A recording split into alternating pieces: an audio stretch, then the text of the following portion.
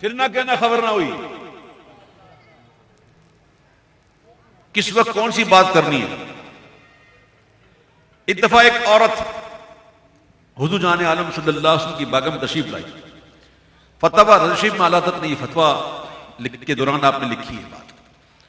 वो औरत आई और अपने खावन की शिकायत करने लगी।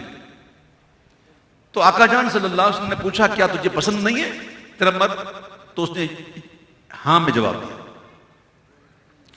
तो मेरे आका अलैहि सल्लम ने दोनों मियां बीवी को बुलाकर दोनों को ऐसे सर पकड़ के दोनों की पेशानियां मिलाई और आपने कुछ पढ़ा।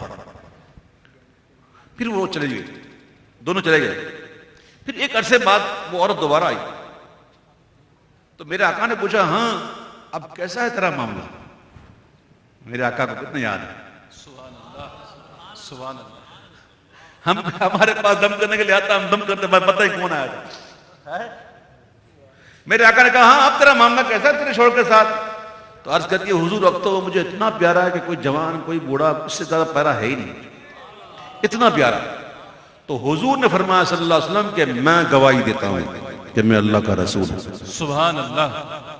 वाह, क्या गवाही दी हुजूर?